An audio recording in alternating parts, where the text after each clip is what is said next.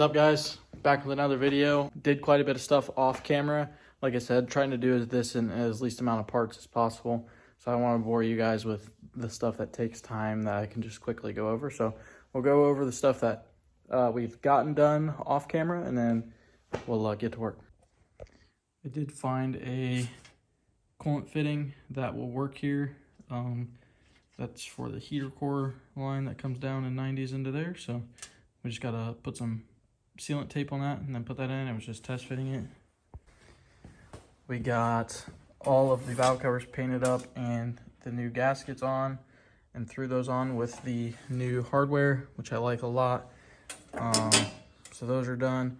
Manifold is not permanently on. We don't have gaskets. I just put it on so we can mock up the intercooler piping. We were actually able to get our throttle cable on. So the factory Chevy throttle cable actually works with the Dodge stuff. Literally, it clips right into the exact same spot as the Dodge throttle cable does. The only thing we have to do on the inside, and I'll show you guys this when we go to do it, is we gotta cut the wire and put a clamp on it because it is a little too long. So a couple days ago or a day ago, my brother and Trey helped me pull the bed off. Huge thanks to them, because this is not an easy task by yourself. So, and we're gonna drop the fuel tanks and go over fuel lines and clean the tanks out. We have the intercooler is fastened in permanently. I'm gonna unbolt this bracket and paint it and cut these screws down. So I'm gonna cut these down, obviously, so they're not sticking out. And I'm gonna paint this aluminum piece because you'll be able to see it behind the grill. So paint it black so you can't see it. But basically, since there's a punch out here on this side, I had to make this bracket. There's a riv nut up here holding it in, and this is plenty. An intercooler isn't like something structural, it just needs to be fastened. So I'm pretty confident in this. And then this side, just a riv nut through the front core support. And like I said, I'm gonna cut those down. So it's super sturdy. We got the fuel tanks out of the truck.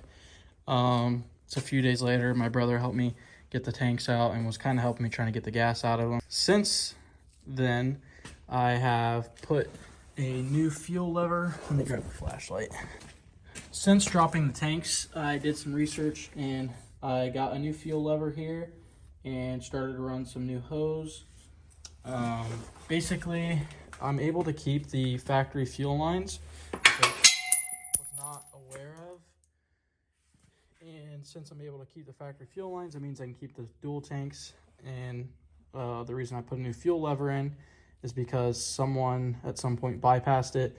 So I assume that it doesn't work or the wiring was messed up. So got the tanks out and put a new fuel lever in. So this is the old fuel lever, so I can kind of give you an idea of what it is. Some people call it fuel switch. It's, basically all it is there's two. So this goes to the driver's side tank, this goes to the passenger side tank, and then this is what feeds the engine or whatever you want to specify. But basically, there's a switch that runs into the truck. You flip a switch and it will push a rod through here, and that basically opens up the flow to either of these tanks. That also will change the floater. So each sending unit has a wire, so it will change the fuel gauge to whatever the tank reads on that specific tank that you flipped it to. So it's a pretty simple understanding. I was confused by it before because I just couldn't find any information on it. So put a new one of these in, and then since this is a pull style system and it's not a pressurized system, I can it's a lot easier. I don't have to worry about using high pressure lines, or not high pressure lines, but fittings.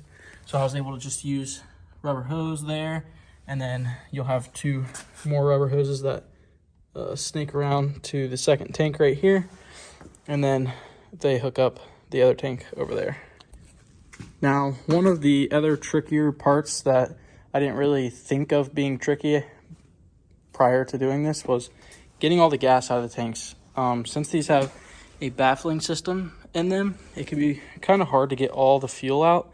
But the method that me and my brother came up with was we took the filler necks off, took it out to the fire pit, dumped as much gas through that hole as we could, and then what I've done now is I prop the tanks up like this, so that all the fuel that is remaining goes to the bottom. And then I'm using a hand transfer pump. And you can see down in there, there's just a little bit of fuel. We're gonna try and pump that out. We also hooked power up to the fuel pumps and pumped a lot of the fuel out that way too. So I already did this tank. This tank is pretty much as empty as it's gonna get. The plan is to just fill these full of diesel and then put 2-cycle oil in it to help dilute any gas that is in there. Basically, the main difference between gas and diesel is, one, gas obviously ignites a lot easier. It doesn't have to be compressed, but it also doesn't have any lubricatives in it. So when you run gas through something like this, it runs way too hot, basically. And so if you add a little bit of lubricative in there, it will kind of mix it up. We're talking maybe there might be a bottle cap of gas left in there, but I don't really want to take any chances, with straight gas just getting put in there. So fill the tanks up. We're going to put 2-cycle oil in the tanks, which on the old injection pump trucks, that can help lubricate the fuel. People do that just in general, and it kind of lubricates the injection pump, and kind of just lubricates things. So I'm going to do that on both tanks to kind of prevent any likelihood that, there's any gas that gets diluted into the fuel.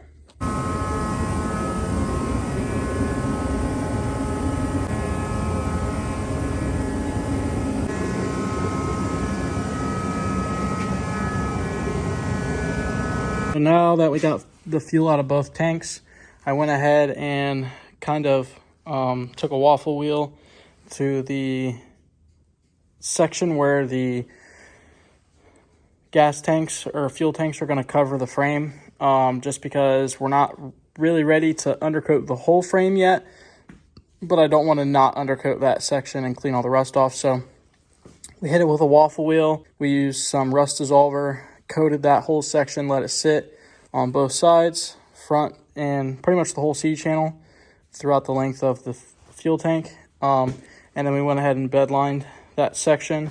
So that's good to go.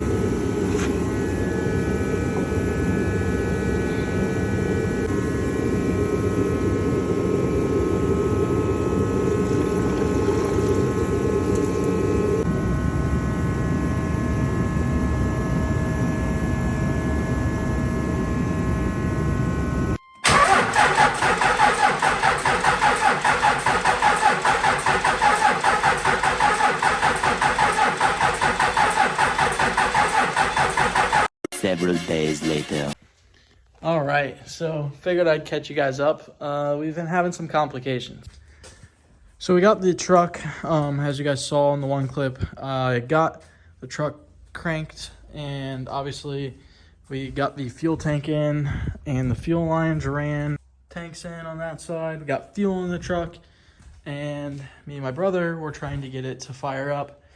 We did get it to run, but for some reason, we keep having fuel pressure issues. The truck will run, it'll run fine, and then, well, first of all, it took forever to bleed the air out of, which I expected, but then we got it to run for maybe 20, 30 seconds. It would run, idle, shut off on its own.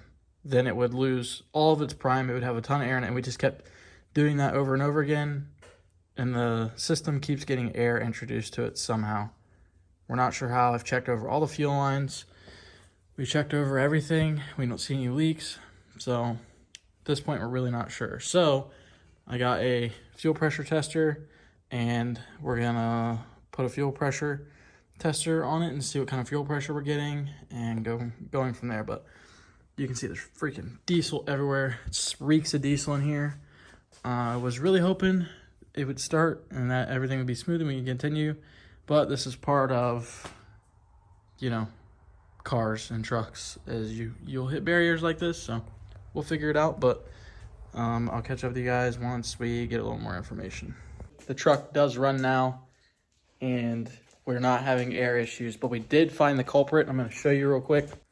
So after pretty much me and my brother sitting here diagnosing thing after thing, trying to swap out different things, I came back, swapped out the new lift pump for the old one to see if that did anything. Didn't really change anything. We kept bleeding it. And then we thought, okay, it's got to be the fuel selector valve. Maybe it's not designed for a pull style system, which is this guy right there. So we're like, all right, we're going to bypass that. Maybe it's pulling air in through like a seal or something. Bypassed it, didn't really do anything. So we were kind of at our wit's end, and I was like, all right, I'm done for the night. But then I was like, I kind of want to pull the pump, the fuel sending unit out of the tank and check that. So this guy here has a little rubber hose, and normally would have like a pump here. Well, I still utilized the factory rubber hose and then just ran a line down. Well, the only thing I didn't swap out because I didn't have enough line was this, right? This piece. And I didn't think anything of it. Well, this guy, right? There's a hole in that, right? Well, this was just slightly above fuel in the tank. So it was pulling fuel up from the pickup, and then it was sucking in air along with it. And that's why the truck would run for 30 seconds, die out, lose prime completely. You'd have to re-bleed the whole system again because it's such a small leak that you could probably bleed the system up enough, but it won't have a ton of pressure. So pulled that out, swapped it out. Truck runs like a dime now. So it's always little stuff like this. So if you're ever in a hurry on a build, just do the right thing. I knew I shouldn't have done this. I knew I shouldn't have, and I did it anyways because I was in a rush. I was excited. And it caused me like 2 days of diag. So, but I do have some other things I'm changing on the fuel side because of all these issues that we're gonna go over real quick. So as I was talking about the fuel selector, that guy right there earlier, I don't know if I've explained how this works yet, but basically you flip a switch inside the truck, there's a little valve in there that moves, and it basically chooses which tank it's gonna draw from. So after all these issues and stuff, I kind of was like, this is not worth dealing with, the whole fuel selector valve, because they're kind of known for having issues. So me and my brother were kind of sitting here thinking, and I think we've came up with a good idea. I don't know how great of an idea it is, but we're going to try it. So we're going to use this factory tank as like an auxiliary tank. And we're going to put the factory fuel pump back in this tank with the sending unit and everything, right? Then we're going to take this tank, put it up in there, and then we're going to, instead of running the feed lines to the truck, we're going to run the pump feed line into the return right here because it loops back in. Let me show you. So we were going to put a Y fitting here, right? And run the fuel pump feed into this so that so you could flip a switch in the truck and fill that tank. So if I'm driving and I see the gauge is getting down to E or whatever, I flip a switch and it fills that tank with this tank. So to me, that makes more sense. To me, it's a lot more fail safe. So I know that this tank will have zero correlation to this tank. So if this thing draws in air, if it does anything, it cannot affect this tank or the truck running.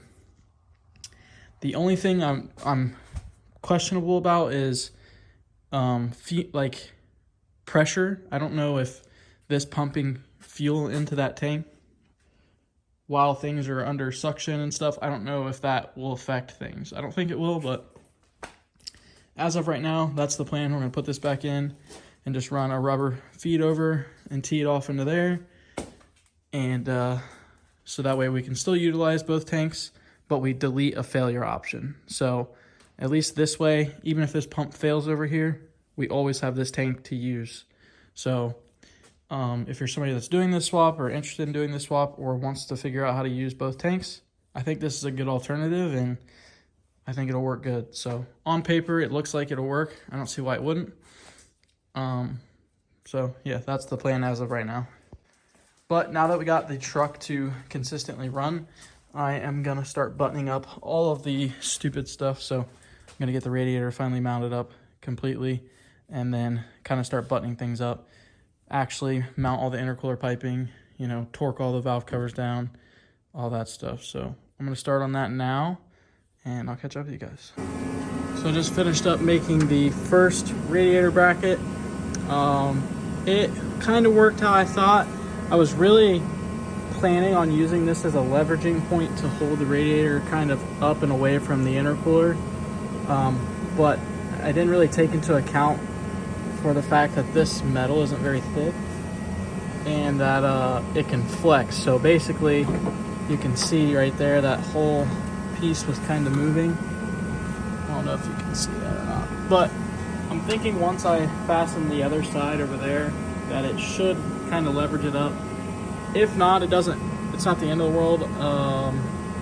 In the first gen, this sat directly on here and it didn't matter, but I just was trying to make it a little better. So got this side made, ran into a little issue on the other side. So this bracket that I'm utilizing here on the other side is a lot lower.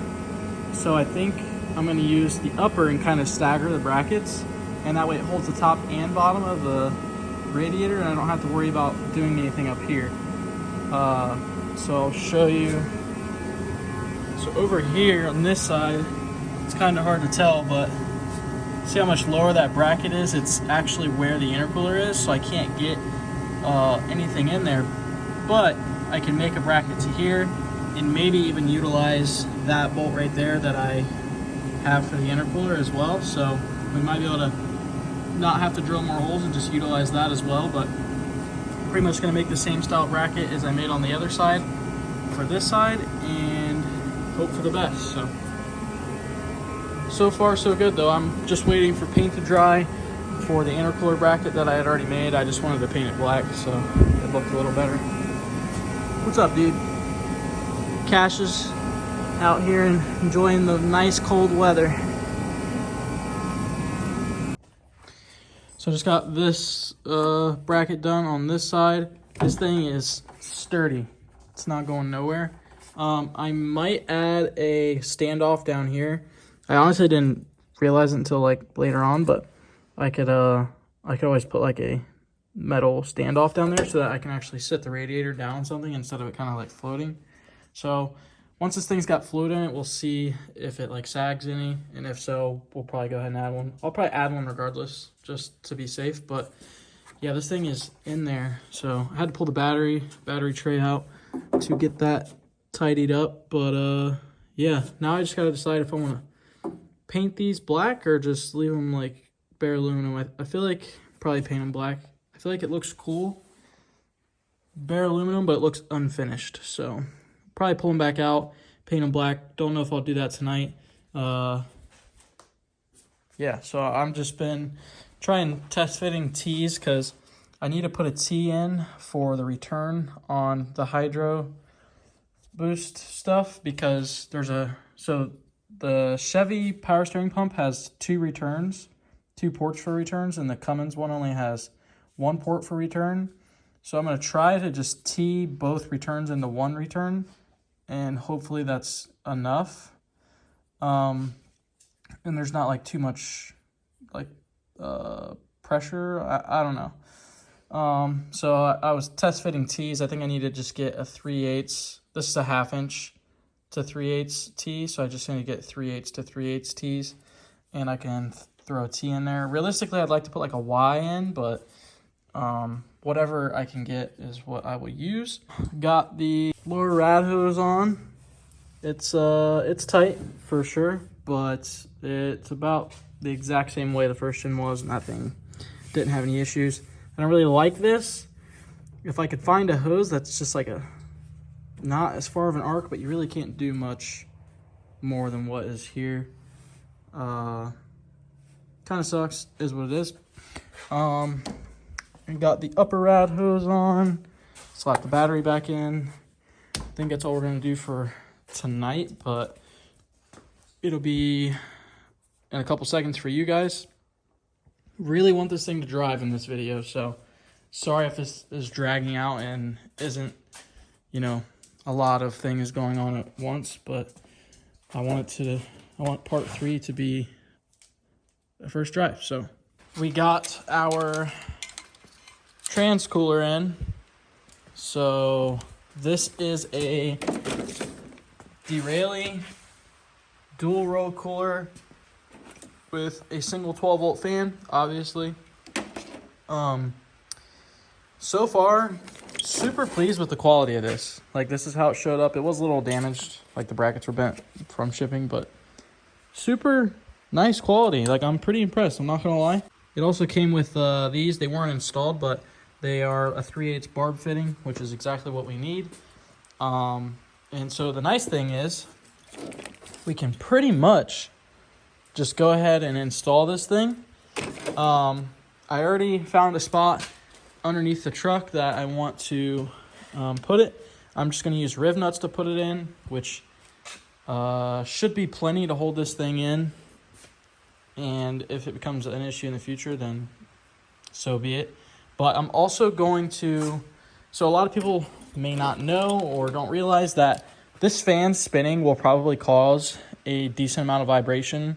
If I bolt this straight to the floor with no insulator on the brackets, it's going to rattle through the floor and you're going to hear it in the truck. So I have this tape that I used to protect the intercooler and the radiator from pretty much doing the same thing as I knock everything out of the truck. 1 second. So I got this tape, which this is for ductwork to seal up ducts. But it's basically just a foam padded tape. I'm just gonna cut some sections, put it on there, and that should solve most of our vibration issues from the fan. So I'm gonna get under the truck, mark out our holes, drill our holes, put some riv nuts in, get this thing mounted, and run our lines, and then I'll catch up with you guys. So we just finished up getting the trans cooler mounted up and the hoses ran. Let me get under here. So that is the location of the trans cooler. Just put some riv nuts in here and here. There's only 3. I'm gonna put a 4th one in at a later date. I want to cut like a spacer, but you can see right here the floor kind of drops, so I'm just gonna make like a spacer or something that's angled so we can get that in there. But got our hoses ran. Looks kind of like not great at the moment, but we're gonna get P-clamps and P-clamp it to the frame rail so that it follows the frame rail down. But it connects to the trans down there, and all of this stuff's getting cleaned up still. But yeah, so as you can see, the hose run down there. These hoses are fuel lines. Also waiting for P-clamps to P-clamp it to the cross member. But yeah, looking good. And then our 12 volts will just go up there to a relay of some sort, and we're good to go. From what I'm told, I have a buddy that has fans on his, and he said that he hardly ever runs them. So this cooler size is already like 3 times the size of the one I ran on the first gen, and the first gen stayed cooled for the most part. But when I was hauling a trailer, after about an hour, which is the drive to the track, once I was sitting in line at the track, after driving that hour with a truck and trailer, the trans temp would start to creep up to like the 220s, which is pretty hot. So should basically avoid that with this guy. So if for some reason the dual row cooler isn't keeping it cool enough, you can kick the fan on, and that should take care of everything else. So I'll show you the cooler we were running. Is what we were running on the first gen, which is tiny, and it wasn't fastened under the truck or anything. Literally, I just zip tied it to the side of the frame rail, like in the C channel. So it had 0 airflow, nothing. So that cooler should, in theory, be overkill for this. So one thing that I feel like probably gets missed a lot on like swaps, it's the little stuff usually. So it didn't really dawn on me that I never did anything with the trans dipstick until a minute ago. And so I went to go put it in and realized that it was hitting either the back of the cab or it was hitting the transmission, and we can't move the cab. So there's a little ear right here that we cut completely off. Where'd it go? Right here. So cut that off. We were able to swing the dipstick over, and it just barely goes up right there. Getting a funnel on it to fill it will be a little tricky, and you'll definitely have to wear gloves when checking the trans fluid because it's right by the exhaust, but it's better than nothing. So got that in there. Figured I'd show you guys that real quick. So didn't really do anything super productive, but I got the front end back on the truck. It's a nice thing to kind of do when you're getting to the point where you're just checking things off of a list. And this is like kind of a step forward, a step towards having a truck that's finished. So it felt good to put the front end on it. Feels like a truck. Put the front bumper on it and everything. The bolts for the front bumper are just kind of loosely put in because when we do the body work and stuff, I think we'll have to get down into there. So we'll have to pull the bumper back off. But we're getting there. Bad news is, as I was putting the transcooler in, I went to go check something on my orders or whatever. The ratchet shifter that we ordered for the truck apparently got damaged in shipping. So that's even longer. We're waiting on that now. So we may have to make this video with it not driving, or we just hold out and wait. But it's getting there. We're getting there. I have exhaust manifold gaskets. We got to throw those on. I was really dreading that because it is a nightmare. Anyone that's done the 12 valve manifold gaskets without studs absolutely sucks. Like, because the gaskets are individual, so they individually go on. So you have to slide each gasket and bolt on prior, and they always fall off, and it sucks a lot. So really dreading that. Also because I don't pull the turbo off the manifold, so it's super heavy. So I'm basically like standing in the truck like this, trying to put it on. So we need to do that next. That's the next thing on the list to like test drive it. After we do that, the only thing we're waiting on is the ratchet shifter. We may try and drive it without it. We'll have to have someone get under the truck, put it in drive, and then we'll go out, drive it around, and then we'll have to shut the truck off, put it in reverse it back into the garage.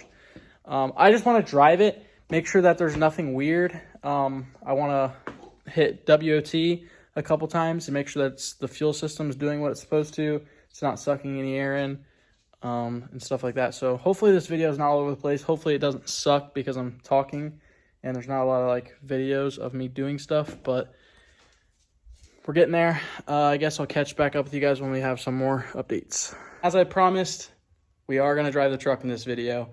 I kind of spoiled it. I already drove the truck, and we got the trans cooler in, and you guys saw that, and then we put a trans gasket and filter on, filled the transmission with fluid, and welded up our exhaust, hood stack, and I drove the truck for the first time, and I'm super excited, super stoked. But I'm gonna show you guys the clip right now of our first drive, and we can finally end this segment of the video off. And yeah, so I say we end it on a good note, and I'll show you guys now. Cash, you wanna go?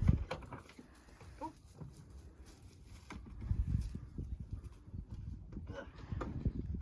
You know, it's crazy to think that Cash used to ride in this. Isn't that wild?